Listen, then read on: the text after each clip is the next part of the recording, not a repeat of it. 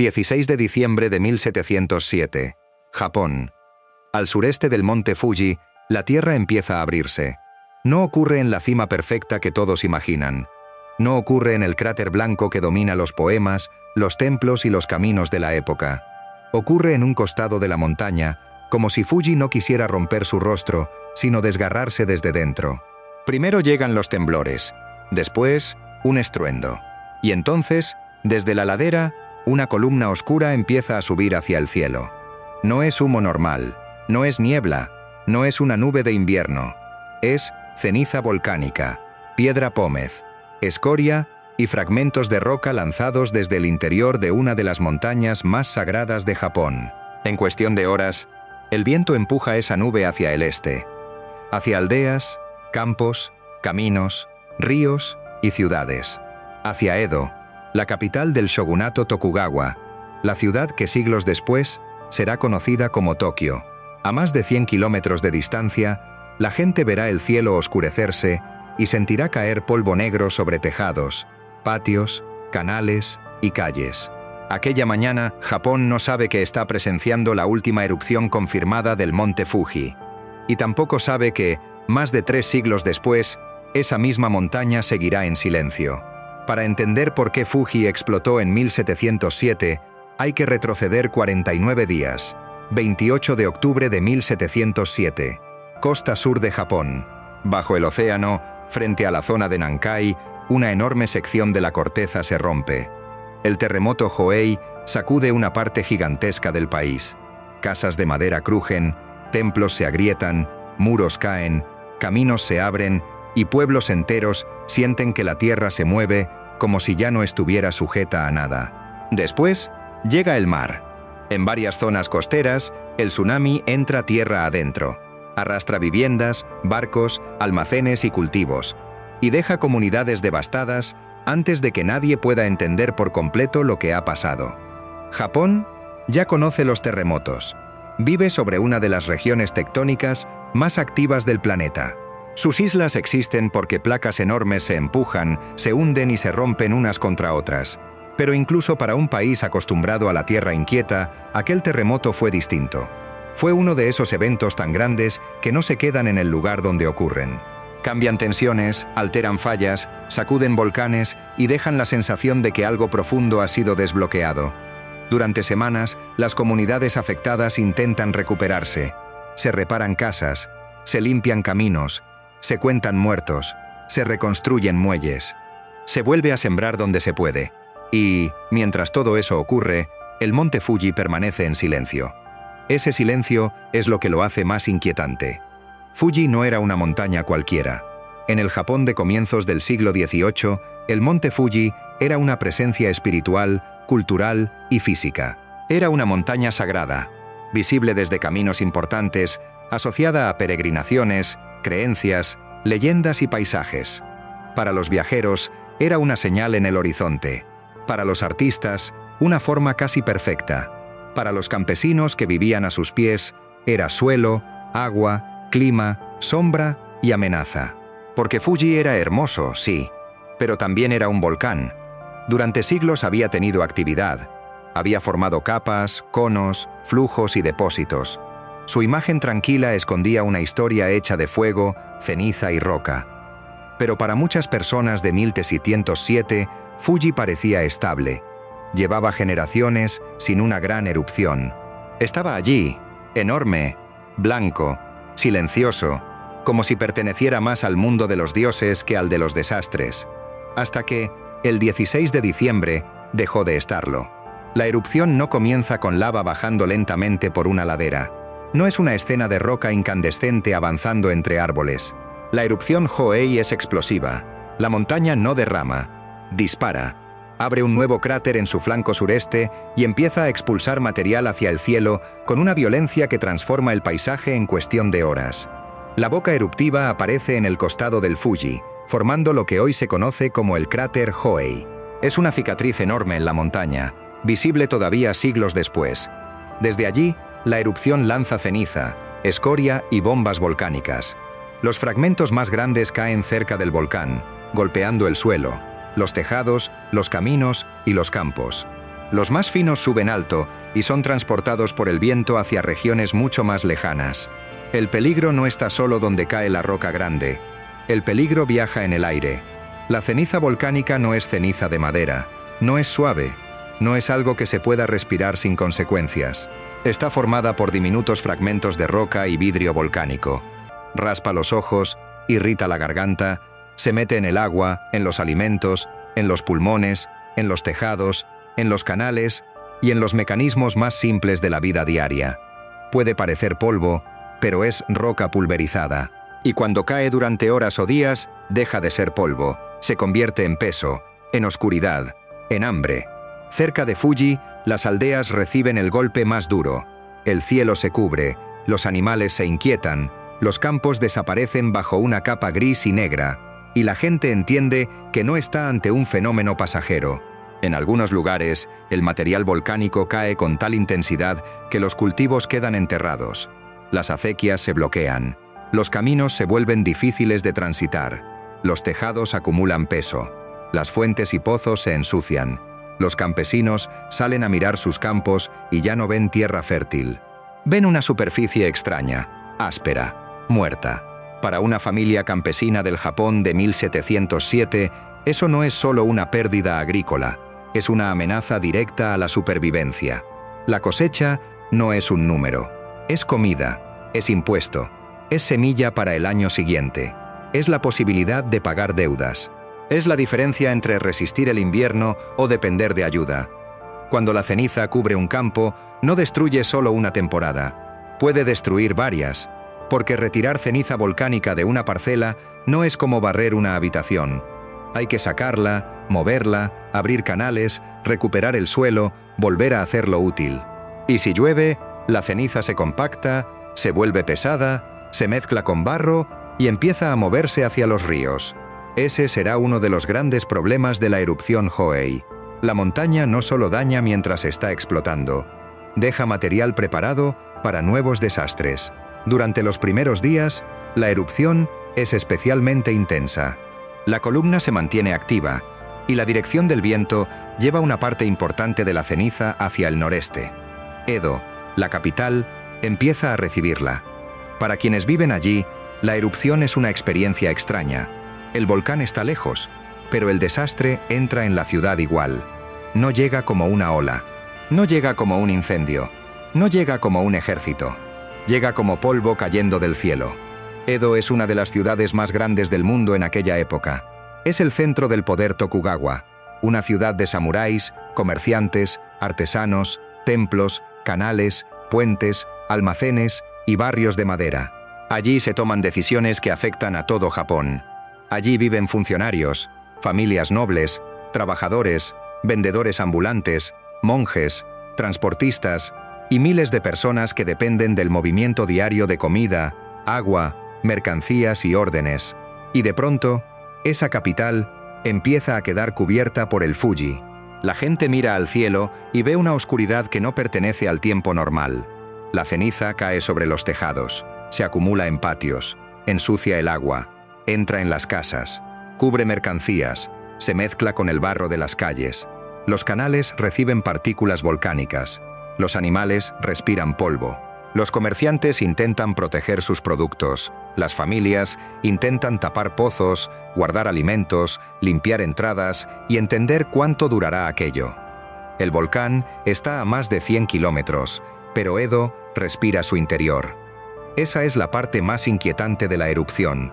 Demuestra que la distancia no basta. Una ciudad puede estar lejos de la lava y aún así quedar dentro del desastre. Fuji no necesita alcanzar Edo con fuego. Le basta con enviarle ceniza, y esa ceniza es suficiente para alterar la vida de la capital, recordar su vulnerabilidad y dejar una marca histórica.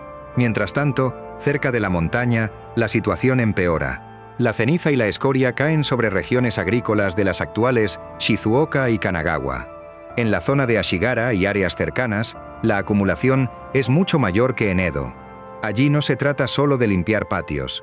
Se trata de campos enterrados, aldeas aisladas, caminos cubiertos y ríos que empiezan a cambiar de comportamiento. La erupción continúa. Del 16 al 20 de diciembre, la actividad explosiva es especialmente fuerte. Después se vuelve más intermitente, pero no termina de inmediato. La montaña seguirá expulsando material hasta comienzos de 1708. La crisis se alarga lo suficiente como para convertir la erupción en una experiencia de desgaste. No es un único estallido y después silencio. Es una montaña que vuelve una y otra vez a recordar que sigue abierta. Cada día de caída de ceniza añade una capa más al problema. Los pueblos cercanos pierden caminos. Las familias pierden cultivos. Los templos y casas acumulan material en sus tejados. Los cursos de agua transportan sedimentos. Las autoridades reciben informes, peticiones, quejas y señales de que la recuperación no será rápida. El shogunato Tokugawa se enfrenta a un desastre complejo. No es solo una ciudad quemada o un puente caído. Es un territorio entero cubierto por material volcánico. Hay que organizar ayuda, alimentos, limpieza, obras de control de ríos y alivio fiscal. Pero en el Japón feudal, la carga administrativa y económica no cae siempre de manera justa. Muchas comunidades dependen de señores locales, obligaciones fiscales y sistemas de ayuda que no siempre llegan con rapidez ni con suficiente fuerza. El campesino que pierde su campo no puede esperar a que la burocracia entienda la magnitud del problema.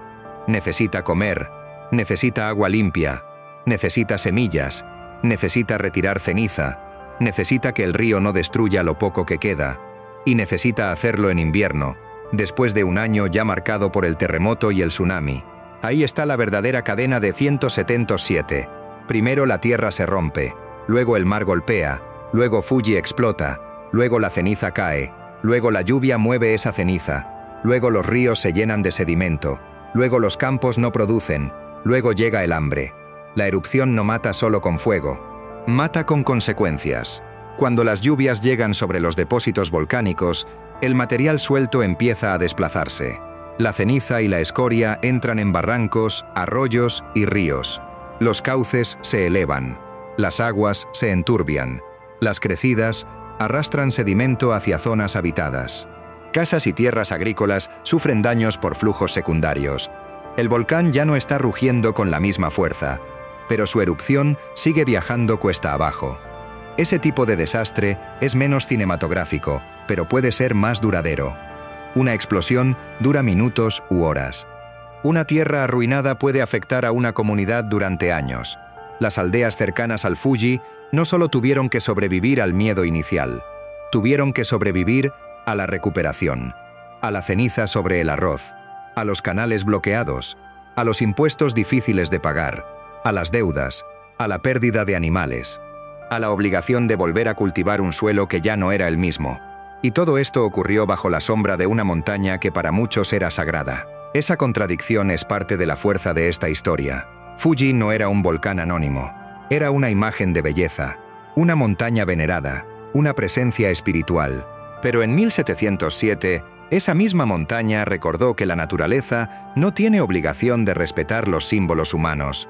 Puede ser sagrada y destructiva, puede ser hermosa y peligrosa, puede inspirar peregrinaciones durante siglos y una mañana abrirse en un costado y cubrir la capital de ceniza.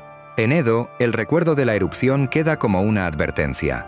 La ciudad no fue sepultada como una aldea cercana, no quedó destruida como por un incendio masivo. Pero la ceniza fue suficiente para mostrar algo que el poder Tokugawa no podía ignorar. La capital dependía de sistemas frágiles: agua, transporte, alimentos, limpieza, comunicación, caminos.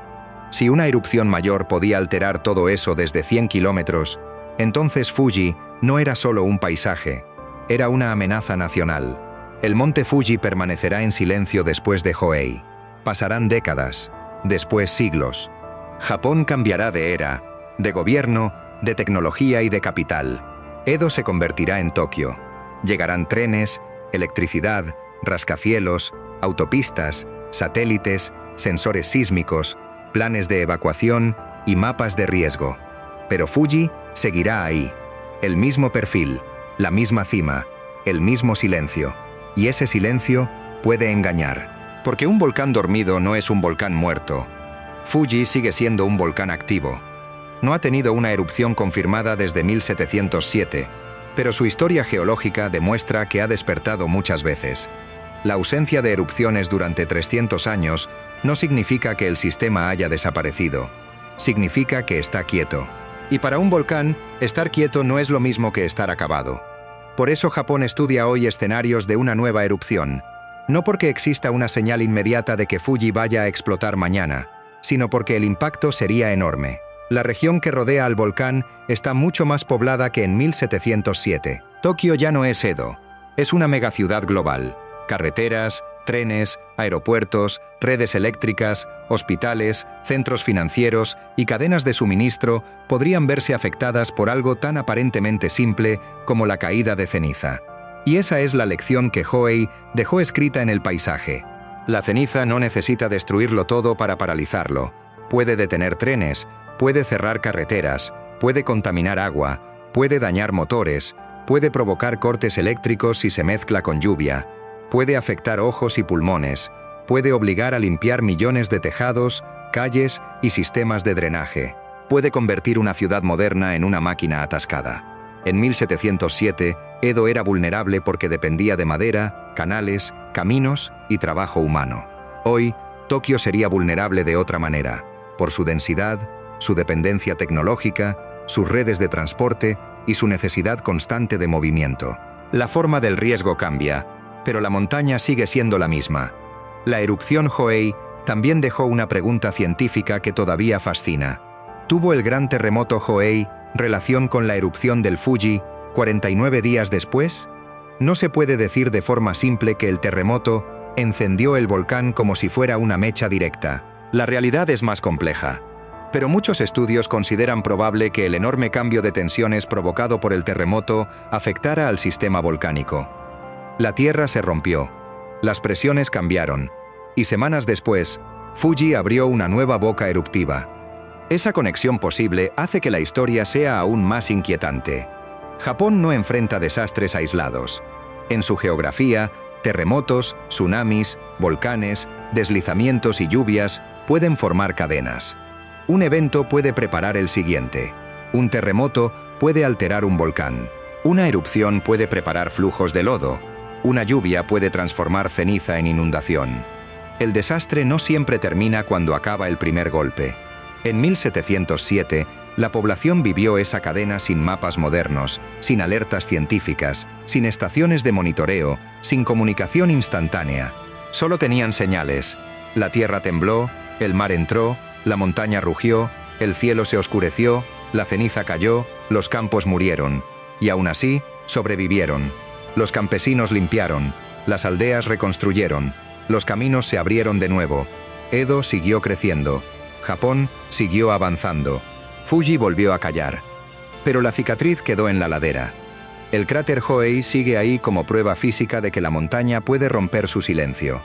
No es una leyenda, no es una exageración, es una marca en la piel del volcán. La última vez que el monte Fuji explotó, no cubrió Japón de lava. No destruyó Tokio con fuego, no borró una ciudad en una sola noche. Su desastre fue más sutil y por eso más peligroso de entender.